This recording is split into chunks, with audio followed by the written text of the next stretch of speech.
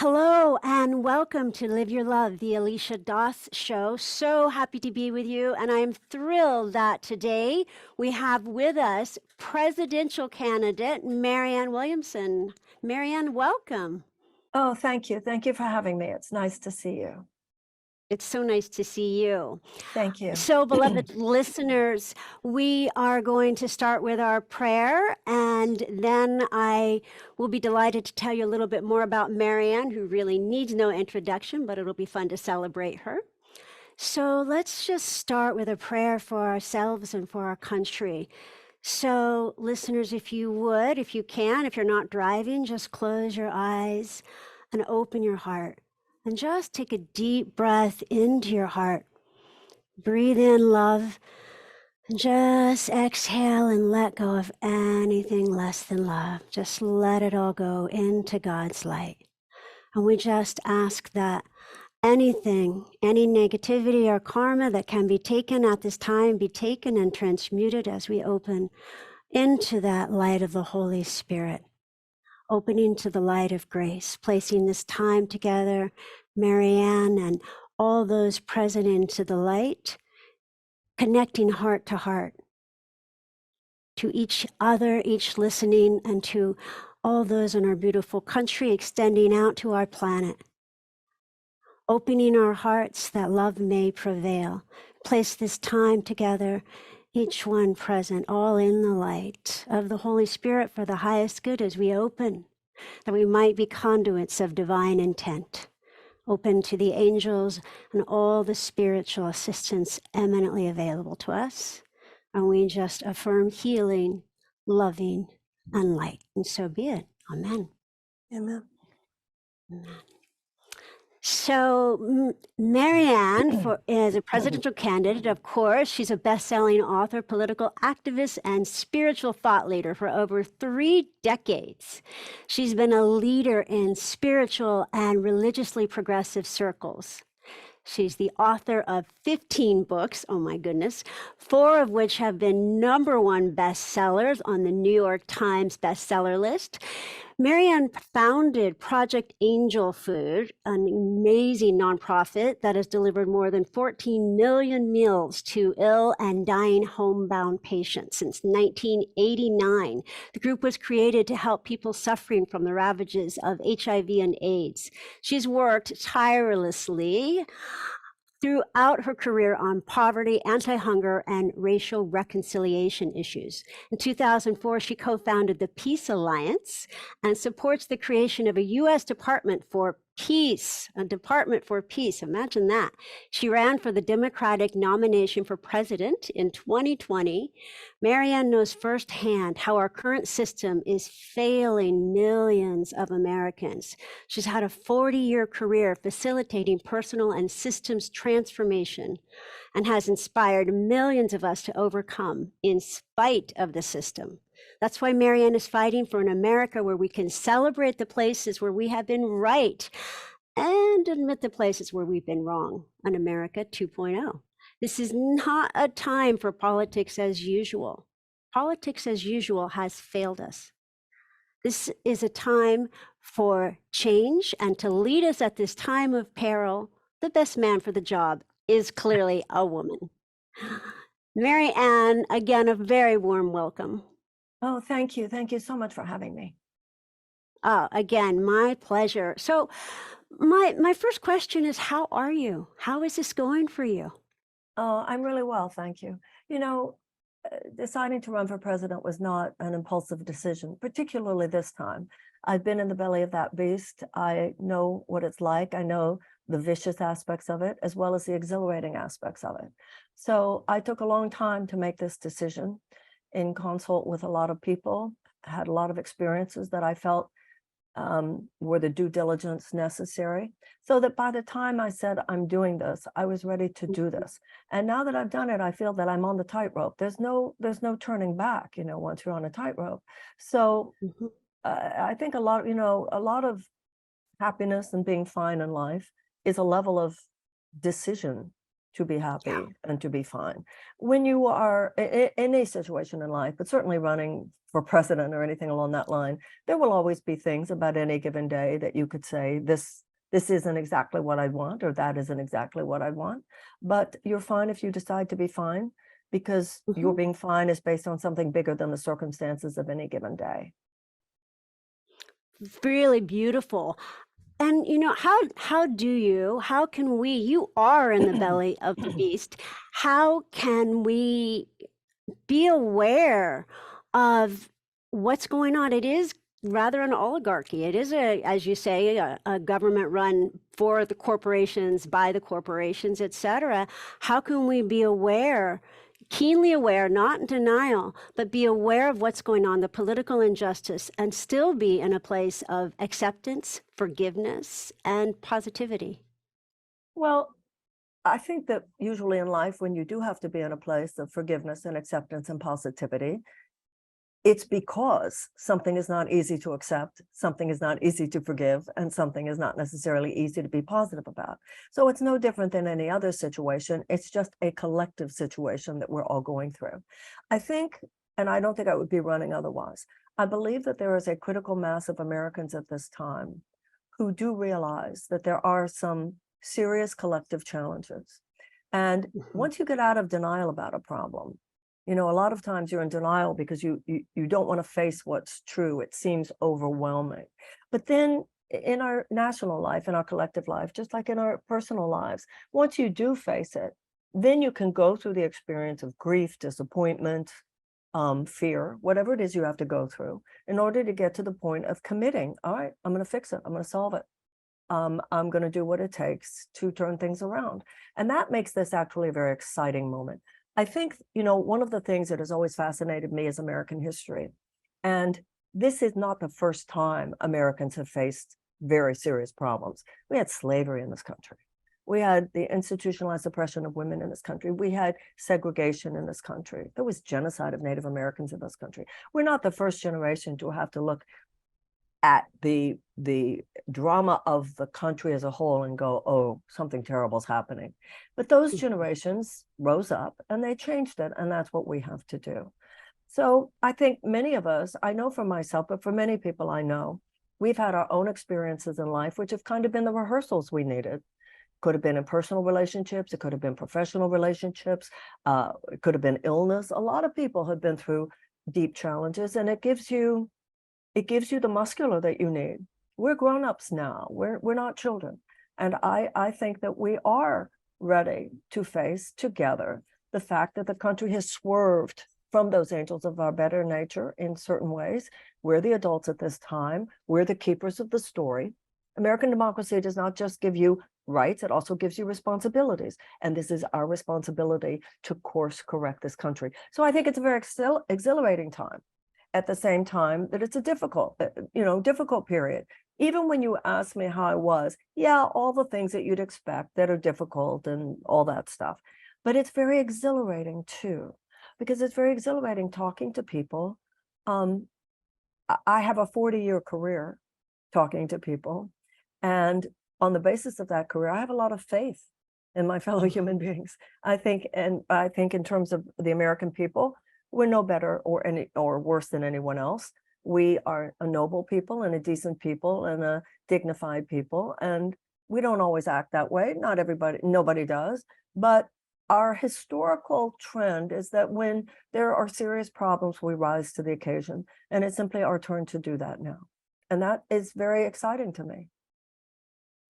That's really beautiful. And, in my experience, when we're following our spiritual calling, when we're congruent with spirit, it is exhilarating and we can face what seems like the unfaceable.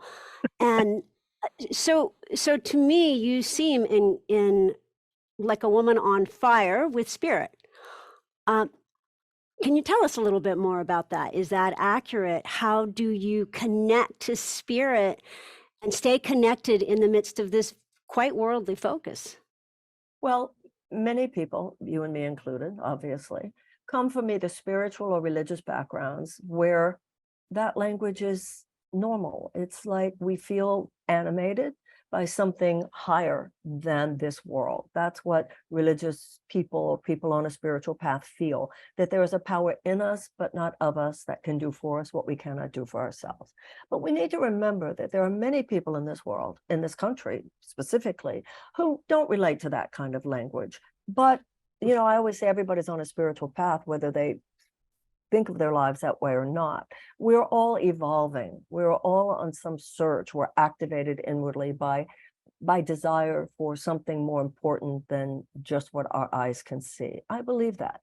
But many people who know that that is their experience or live according to that kind of ethical alignment don't relate to those things in religious or spiritual language, and that's okay too.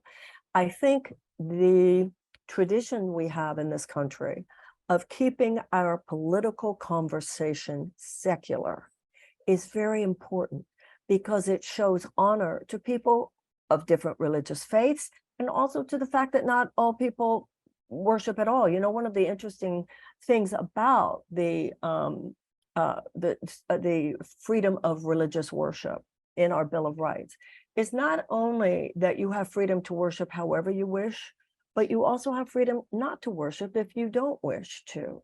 So it's interesting to me as a political candidate.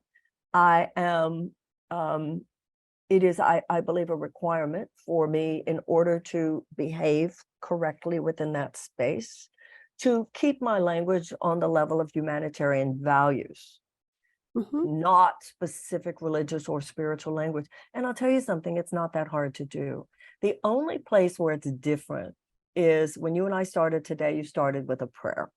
So I can have a spiritual talk and I don't feel that I'm having to sacrifice any of the concepts. I just use different language. At the end, though, I don't get to say a prayer. You know, yesterday I called a friend of mine who's a minister in New York. And I told her that I'm going to be giving a talk on Earth Day in New York. And I said, you know, I'm running for president, so I can't end it with a prayer. That wouldn't be appropriate. But would you come and say a prayer? Unfortunately, she's not available that day, but she understood where it was coming from, that, you know, we all have different spaces that we inhabit. And I think keeping our political languages, our political conversations secular is appropriate. And I'm honored to do that. You know, I'm Jewish, so I understand what it is to be a religious minority and to feel uncomfortable when someone in a public space is using language that seems to apply only to their particular religion. I think that's beautiful. And really, it's about love. It's about really love. doesn't matter. That's right. It's about love, and it's about humanitarian values and justice, which is the face of love.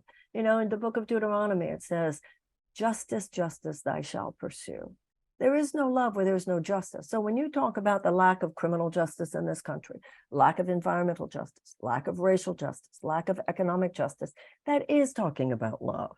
When you're talking about the fact that the United States has the highest poverty rate of any advanced democracy, that is a conversation about love.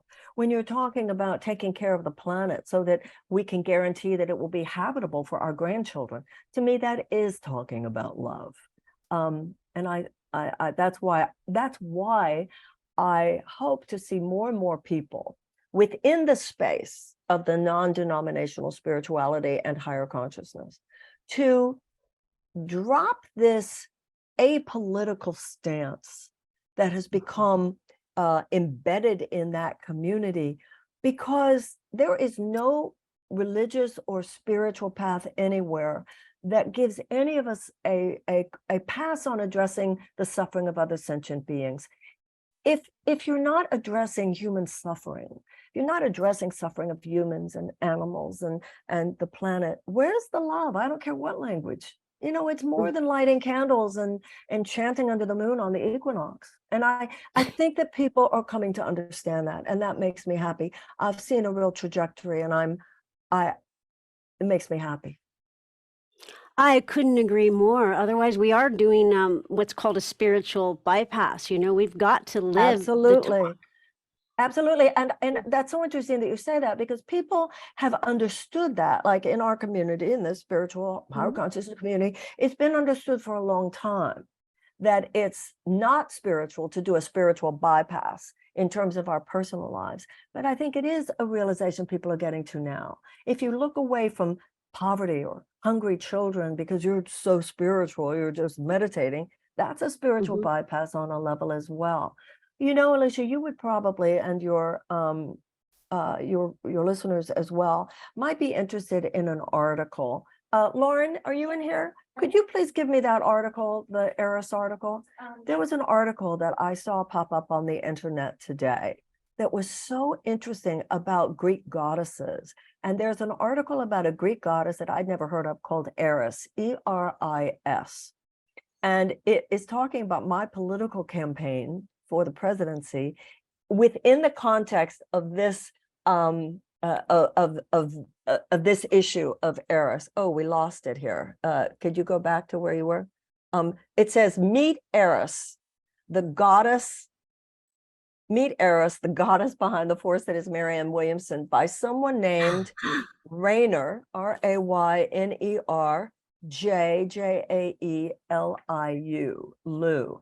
And it's been fascinating to me watching the people putting it out on the internet, because we're living at a time where people can talk about political philosophy and economics on one hand, and then talk about the spiritual or psychological dynamics of Greek god and goddesses on the other hand, without feeling that there's some, injunction against putting the two together.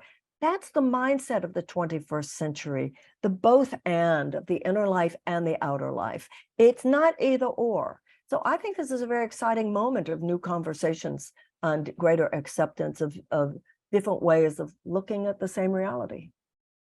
Oh, absolutely, 100%. And I loved, I reread, of course, A Return to Love and Politics to Love, A Politics of Love. Thank you. And listeners, you have got to pick up A Politics of Love, and you will have such an education of really the state of our union from a perspective of love and a perspective of realism. So, but I wanted to say, Marianne, what you're saying, not only do I believe you're supported by Eris and love, but there's a tremendous confluence of ages. Of course, we're moving from the Piscean age of me to the Aquarian age of we. The aegis of the Aquarian age is the collective, but also we're moving, according to Vedic scholars, from the Dark Age, the Kali Yuga, which is every 26,000 years, into 2025 to the Satya Yuga, which is the Age of Light. And of course, the Mayan calendar was tracking the end of the axis of the revolution of the Earth, which is also 26,000 years, not the end of the world, just the end of a revolution. So all these ages are converging now, and they all point to the same thing, which is thinking of the collective, of the we rather than the me, of not being selfless necessarily, but not being selfish, and coming into one accord, coming together, as you were talking about, regardless of race, creed, color, religion, etc. And I hear you talking about that so much in your books. So to me, there's not only a spiritual or a love imperative, but an astrological. You're supported by the stars, in this collective thinking. So would you just speak a little bit about that, how that moves you? And by the way, I do want to say that article is not about Eros, E-R-O-S. It's about a goddess that is a sort of minor goddess named Eris, yes. E-R-I-S, I-S, yes, which is interesting in what she brings up. Yeah. In answer to what you just said, when I gave a talk at the University of Pennsylvania a few months ago, I met a young woman who had just graduated, and I asked her, what are you going to do now? And she said, well, I'm trying to decide. I got into Columbia Law School, but I can't decide, do I want to go to law school or do I want to be a professional astrologer? And I laughed and I thought, that's this younger generation. You didn't used to hear, 20 years ago, you wouldn't have heard somebody saying they're deciding between Columbia Law School or being a professional astrologer. But that's very typical, I think, of exactly what we're talking about, and how that is now familiar kind of talk to younger people for whom there aren't these narrow lanes that intellectual conversation is supposed to remain within. The 20th century was dominated by a paradigm of thought, a mindset, very mechanistic, very transactional, very focused on the outer world. And the idea was that if there was anything wrong with the world is just like a big machine. And if you want to change the world, you just tweak the pieces of the machine. This is now the 21st century. And it's also interesting that Gen Z, they're the first generation in this millennium. They're not, and in this century, obviously, they're not 20th century people. They don't feel that they should live their lives at the effect of bad ideas left over from the 20th century. The 21st century is far more holistic, far more whole person, far more expansive, and far more open to the primacy of consciousness and the idea that the inner life is as important as the outer life. So there is a British physicist who said a few years ago, it turns out the world is not one big machine, the world is one big thought. Now, it's interesting also because as we look back at the 20th century and this mechanistic paradigm, and certainly many good things came out of that as well, but it left us with a politics that is transactional rather than transformational, that addresses the symptoms of a problem, but not necessarily the deeper causes. And when you go into if you're really going to look at the deeper cause of a problem in your own life or in your country, you're going to have to look at the people. Yeah. You can't just look at what happened on the outside. So this, once again, it's an exciting moment because people are ready, I think, to reconceptualize some of these issues and look at things in a broader way that will enable us to actually treat cause and not just symptoms of our despair. Beautiful. I love that. And to me, that's what you're bringing to this presidential campaign is that holistic focus, not the myopic view, but the person-centered view. So, Marianne, what will you do in your first year as president? Well, my first year as president, I will do several things. First of all, I will make sure that we audit the Pentagon every single cent. I will get rid of those college loan debts. I will deschedule marijuana. I will cut all the contracts that the United States government has with union busting companies, but all with a point towards these goals. We should have in the United States the same rights, the same possibilities that they have in every other advanced democracy. And they are universal health care, free college and tuition. And I want to point out there, we had free college and tuition at state colleges and universities in this country until the 1960s. And when I was growing up, Blue Cross Blue Shield was a nonprofit. We should have what are considered moderate positions in every other advanced democracy: universal health care, free tuition, free childcare, paid family leave after people have children, guaranteed sick pay, and a guaranteed livable wage. What has happened, Alicia, is that in the last 48 years, there has been a $50 trillion transfer of wealth from the bottom 90% of Americans to the top 1%. So if you're in the top 20% of earners in this country, the United States is doing well, and the economy is doing well, and life can be pretty good. But 20%, that's only 1/5 of us. So that 20% are living on, I think of it as an enchanted economic island, but it is surrounded by a vast sea of economic despair. And you can't have democracy and have that kind of economic inequality, which is larger in this country than it's been in 100 years. In the 1970s, the average American worker had a decent benefits and could afford a home and could afford a car and could afford a yearly vacation and could afford one parent to stay home with the kids if they wanted and could afford to send their children to college. That was in the 1970s. Since that time, because of this massive transfer of wealth, because of this policy after policy after policy that has made it easier for those who already have to make more and harder for everybody else to survive, we have a situation now where the middle class, for all intents and purposes, has been decimated. That is very destructive to our democracy, and in many ways, it becomes destructive to our world. Absolutely, absolutely. So how can we support you? I mean, everyone, Thank you. please go to Marianne2024.com and donate immediately, Thank please. But you. and tell us more about that and how else can we support you? Well, thank you very much. You know, obviously, the kind of campaign I'm running is not backed by huge corporations. It's not just would I take their money. Clearly, you know, insurance companies, pharmaceutical companies, big ag, big chemical, gun manufacturers, big oil and defense contractors are not rushing to support me, right? But their money Right. is unduly influential on our political system. So my campaign is not backed by any of that. My campaign is backed by small dollar donations. So, you know, obviously there is the maximum, which is $3,300, but I would hope that people do not underestimate what $3 can do.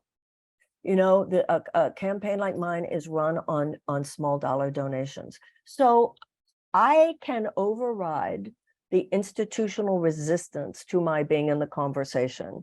Their dirty tricks, their derision, their mockery, their hits, their blackout on mainstream media. I can override it if I have Wow. a powerful enough campaign. And a powerful enough campaign means that you can hire staff. So you have 2 people on social media, you could hire 2 more. You have 2 people or 3 people running your campaign in a certain state, you could hire 2 more. It really is about that. And so people who say that they support it, first of all, however much, you know, if it's $3, if it's a $5 a month, it doesn't it doesn't have to be a lot of money to make a lot of difference. I would ask that people give at the level of their comfort. That's number 1. And number 2, volunteering. If people go to Marianne.com, no, excuse me, I'm sorry, that was the personal one, Marianne2024.com, and sign up to volunteer. And you know what, Alicia, today, everybody has a platform. They might not have a radio show like you do, but they have a TikTok page, or they have a Facebook page, or they have a Twitter page, or they have an Instagram page. Speak your heart. If what you're saying, what I'm saying, sounds right to you, sounds meaningful, you think that this conversation should be in the mix, then please say so. Say so to your friends. Post it on your platforms, and that's how buzz is created. That's what buzz is. And if that occurs, then we will be successful at disrupting a system that makes it easy for far too few and difficult for far too many. Absolutely. And I really want to underscore that for listeners. And as I shared, this goes across many, many, many platforms. So, so it reaches a large demographic. Please, please go to Marianne, that's Marianne 2024.com, Marianne2024.com. Donate is right at the top on the upper right. It's much smaller than a lot else, which would make sense for you, but it's donate is right on the upper right. So click donate. Literally, it starts at $5, goes up to $3,300.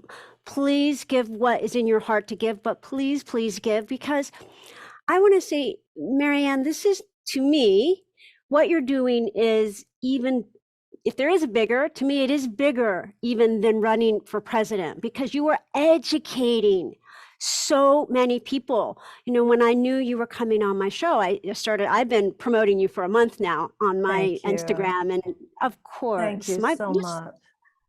I'm doing it because it's what I'm doing for our country. I mean, I love you. I've met you and I've loved your work for decades. I've grown up with you, as so many of us have, and been inspired, illumined, and encouraged. Thank But you. But listeners, it's not only about helping Marianne be a presidential candidate and making it more widespread, but she's educating people who gravely need educating about the disparity in our country and what they can do and how they can do it from a place of empowerment and positivity, and most of all, love. So please, listeners and readers, it's also a blog, viewers, it's also video, go to Marianne2024.com. Not only click on donate, but volunteer. You know, in my life, when I have felt like I had nothing to give, that is when I would serve. I would literally Right. think, who can I serve? That's right. And invariably, I learned, oh, I do have to give. Oh, I am strong. Oh, I can feel joy again, you know, if I had just been in a crisis. You know, Alicia, there's a lot of spiraling down these days. People are depressed, people are anxious, there's something in the air, you know, that you can just sort of feel the spiraling down. And Mhm. we need to join together and spiral up. We have to recognize, yeah, this is a tough time in many ways. A lot of people are having a hard time, but we together, you know, before you were talking about going from the me to the we. It's not just that we're going from serving the me to the we, we're going from creating only from the me to the we. This is something we're all doing together. And you said that it's more than a presidential campaign. In that, it's a reclaiming of what politics is meant to be. Politics, when you look at the actual root of the word, means of the people. It's our collective behavior. So I hope that people, in responding to this campaign, feel that they are participating in something bigger than us. You know, we have been in our silos. Everybody's thinking, who's a man, who's a woman, who's gay, who's straight, who's transgender, who's black, who's white, who's brown, who's rich, who's poor, who's Christian, who's Jewish, who's Muslim. It's like we've got to get out of our silos right now. I mean, those separate identities have their place, and in some ways they're important, but there's also the identity, which is that we're all Americans and we're all humans. And we need to respond to these times from that place where something's happening here that's bigger than just me. Something's happening here than just bigger than my group of people. Something's happening here that's bigger than just my country. And, you know, I always say the love that will save the world is not just the love for our children. It's love for the children on the other side of town. It's love for the children on the other side of the world. And it's not just your home or my home we have to save the earth, which is our home. That's the kind of evolution in thinking that we need to infuse our politics with in order to move from the transactional to the transformational. And that's what's going to allow us to create a new chapter, a new beginning, a season of repair. We need to end an entire chapter of American history and start a new one. And we can do that as we expand our thinking and expand our hearts. That is so well said.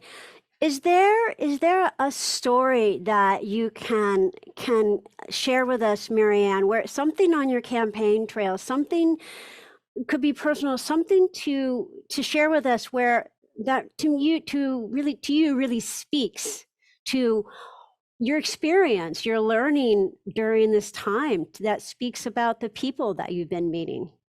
Well, you know what? Remember what my career has been for the last 40 years. I've been talking, you know, I've been up close and personal with people in the times of their despair for 40 years. That's been what has trained me to do this. And I'm coming at this from the same place. So I do think that people feel a willingness and an invitation to be real with me. There's a saying that people hear you on the level that you speak to them from. And I have felt on the campaign trail that at the end of the talk, when people share with me, I don't have health care. I put something on the internet, a GoFundMe page. I'm trying to pay for my husband's operation. They know that I know this doesn't even exist in other countries that have universal health care. In universal health care, there is no medical debt like there is for 1 in 4 Americans. When people come up to me and tell me they're rationing their insulin, this doesn't happen in countries where there are universal health care. So people hear me talk about things like universal health care and they come and tell me what they're going through. 18 million Americans cannot fill the prescriptions that their doctors give them. Or when I talk about older people not having medical, not having dental, not having not having eyeglasses, not having hearing aids. You know, I wear hearing aids, and when you're a certain age, hearing aids become, as you get older, what glasses are. But I also know that if I didn't wear hearing aids and I didn't, just like my glasses, I don't know how I'd make a living. How would I write if I didn't have my glasses? And if I didn't have my hearing aids, it would be very difficult for me to hear the Q&A. So I am aware of what older people go through who don't have hearing aids, right? So people come up and tell me their stories. Thank you for saying that. Or people who don't have dental and come up and say, I'm embarrassed to smile because my insurance doesn't cover dental. So thank you very much for mentioning that. So yeah, Wow. it's the same career and the same level of conversation, but on things which have to do with personal experiences of bad public policy. Or when people come and say, I had to leave my baby. Every cell in my body knew after my child was born, it wasn't time for me to leave her or him. And I had to go back to work. Thank you so much for talking about paid family leave. My husband, doesn't have sick pay. Or, we have 1/3 of Americans who live on less than $15 an hour. I mean, that's outrageous, and many of whom can't even afford a place to live. So when I mention those things and people come up and tell me their stories, say, yeah, I work minimum wage, I work 2 jobs, and I'm having a very difficult time, and I'm one paycheck away from being homeless. We have 60% of Americans who are living paycheck to paycheck, and think about what that means, really. And that same percentage of Americans could not afford a $400 unexpected expenditure. So think of the economic anxiety. Think of the emotional crisis that this puts people in, the level of chronic, really economic despair, when you know that you're one unexpected disaster away from possibly losing your home, living with your kids in a car. I think many people in America are kind of emotionally buffered from the ravages that millions and millions and millions of Americans live with. And I was talking, it's interesting, I was talking yesterday to a reporter from the Wall Street Journal. Now, the Wall Street Journal is very traditional financial, material. But when I said to him, this was for their digital platform, and when I said to him, a conscious person doesn't want to feel that they create wealth at the expense of other people having a chance to. I didn't hear him sneer. I've sold some books. I've been very blessed. I've had some bestsellers. I've been very blessed. It's wonderful that in this country, people can have entrepreneurial experiences and can make some money. What we have in this country today that we didn't have 50 years ago is that too many people are locked out of the system. Once you're in the club, this is a great country. Not enough people can get into the club today, and many of those people are locked out by the time they're 10 years old. If you have a child, and there are millions of these children in this country who go to schools where they can't even learn to read, then the chances of their incarceration is greater than their chance of high school graduation. We have got to address this, whether that's our child or not. And you and I are in a field, we're talking about being conscious people. Don't talk to me about being spiritual if you're turning away from that. And that has been my path. That's just exquisite. I mean, to me, it's the ultimate spiritual path. It's the path of love and opening your own.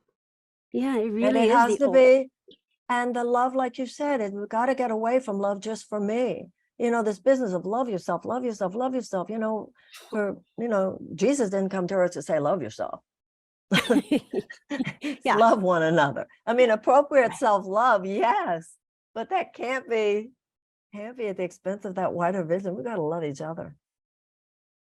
Absolutely, absolutely. And of course, that is what opens our heart to ourselves. Is that exactly that? People say, well, I can't love others until I love myself. But what I've learned also is I can't love myself until I love others. And you know why? In large part, because if I don't love others, I don't have anything to respect myself for at the end of the day.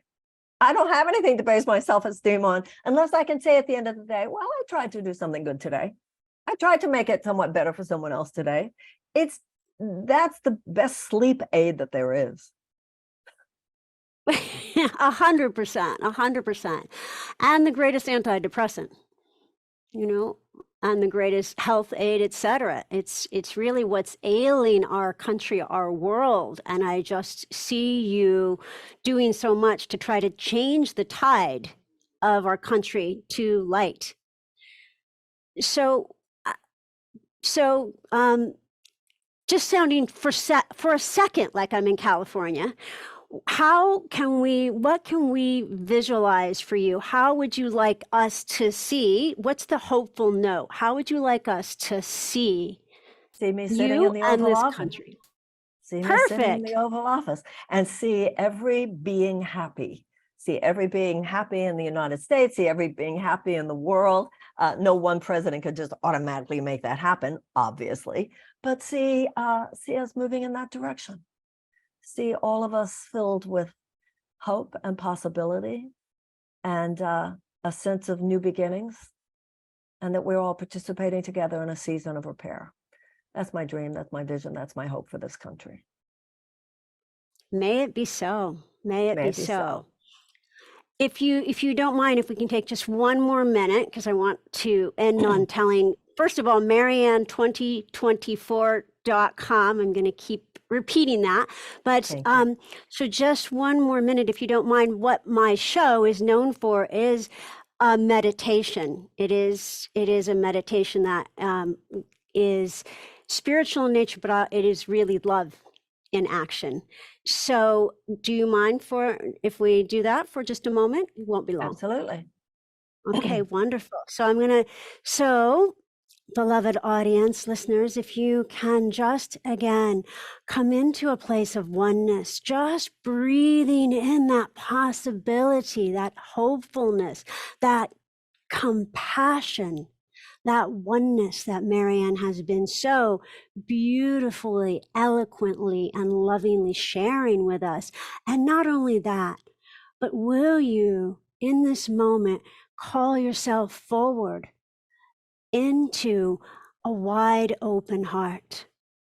Just being aware for a moment how you can embody the spirit of our beautiful country, the spirit of change for good, the spirit of a one accord, where we come together in this upper chamber so that not one soul will be lost, so that we, as a country and as an individual, come into all of this together, holding hands, connecting hearts. So if you would please open your heart and see your heart again connected to all present. See each person happy, fulfilled, healthy, safe, whole. See us as one, opening into the spiritual significance of loving one another. As God, as spirit, as love, loves and calls itself forward into itself. And we ask that this light of love go before Marianne and each of us, and prepare a way for a better day, for a new day, one filled with much less suffering for the many, and much greater equanimity, much greater love, much greater light, much greater deep and all-abiding peace. And for the highest good, let's shower Marianne, who is a force of nature doing so much good. Let's shower her with so much light, so much love, and so much gratitude. May this charitable mercy and love, of which she's been so beautifully exclaiming, come to fruition in every way for the highest good and forevermore. And so be it. Amen. So it is. So it is. And my beloved audience, please, please, please go to Marianne2024.com, donate, give what you can, give again and again. You can go back every day up till $3,300. That's what I've been doing. It's fun. Thank And you. yes, and please volunteer. And just as importantly, please go to your Instagram, go to your Facebook, go to your channels, and just share this message, share the good news. Let's give this world something to really hope for. May love prevail. Please go volunteer. Check out Marianne's Instagram, which is very easy. It's Marianne Williamson. She's got all kinds of amazing speeches and messages of goodness and hope. Twitter is Mayor Williamson, M-A-R Williamson. And again, Marianne, 2024. I personally am visualizing you in the Oval Office. I know so many of us are. And to me, that's just a beacon of light shining out to our beautiful country. Thank you very, very much. It was lovely talking to you, and I hope I see you in Los Angeles. I hope you do too. We have some beautiful friends in common and I'm sure we so do. much. Yes, we do so much love and light to you. And thank you so much for your time. I know it's very precious now, and we all appreciate you spending it with us. Thank you. God bless you, honey. Thank you. God bless you. Bye bye for now. Thank you so much for joining Live Your Love with myself and my amazing guest, presidential candidate Marianne Williamson. Please come right back next month for my incredible guest, Arielle Ford, who is a multi-best-selling author of Your Soulmate Secret and many other books, out with a new novel called Love Thief. So join us for a juicy conversation. And in July, Robert Holden of Lovability, and again, many best-selling books will be with us. Thank you so much. See you soon.